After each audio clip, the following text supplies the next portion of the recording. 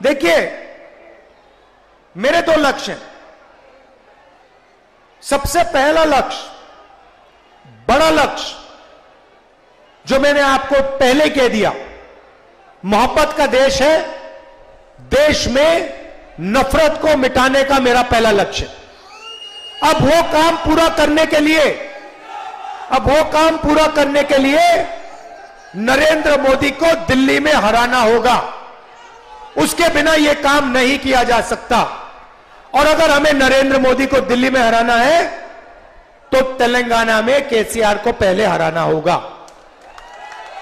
भाइयों और बहनों, ये एक ही टीम है, ये दो तीन टीम नहीं है। यहां पे बीआरएस, बीजेपी और एमआईएम एक तीनों मिलकर काम करते हैं। तीनों मिलकर काम करते हैं।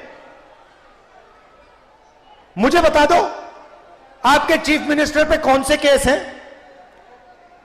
सीबीआई है उनके पीछे, ईडी उनके पीछे, इनकम टैक्स डिपार्टमेंट उनके पीछे नहीं।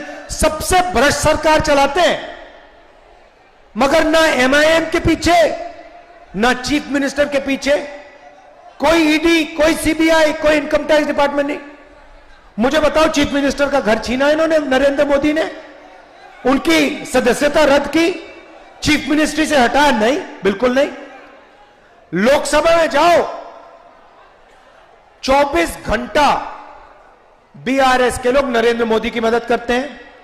जीएसटी में मदद की, नोटबंदी में मदद की, किसान बिल में मदद की, जमीन अधिग्रहण बिल में मदद की। ड्रामा चल रहा है। बीजेपी उनकी यहां मदद करती है, ये उनकी वहां मदद करते हैं, और एमआईएम जहां भी बीजेपी है उनकी मदद करती है।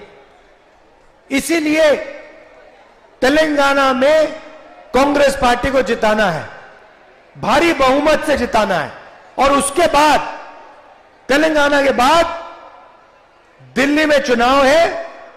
दिल्ली में नरेंद्र मोदी को हराना है। ये दो लक्ष्य हैं। अब भाइयों और बहनों, एक बात याद रखिए, हमारी लड़ाई नफरत, हिंसा के खिलाफ लड़ाई है। नफरत और हिंसा नरेंद्र मोदी और आरएसएस फैला रहे। ये लोग जो हैं, चाहे वो एमआईएम हो, चाहे वो केसीआर हो, ये बीजेपी की मदद करते हैं। देश में नफरत फैलाने लोगों की मदद करते हैं। इसीलिए सबसे पहले इनको यहां से हटाना है। पहले बीजेपी आई थी, आपने देखा होगा, तेलंगाना में छाती फैला के घूम रहे थे, देखा होगा। अमित शाह कह रहे हैं कि हम तेलंगाना को ओबीसी चीफ मिनिस्टर देंगे। अरे भैया, पहले 2% वोट लेके दिखा दो, फिर देखेंगे।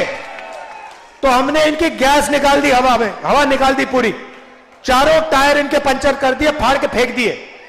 अब लड़ाई बीआरएस के साथ है। अब पूरी मदद बीआरएस की एमआईएम और बीजेपी कर रही। तो ये तीनों एक साथ मिले हुए हैं। कांग्रेस पार्टी को जिताइए, भारी बहुमत से यहां हमें जिताइए, सारे के सारे कैंडिडेट्स को जिताइए। दिल से आपका मैं धन्यवाद करता हूं। नमस्कार, जय हिंद, जय तेलंगाना।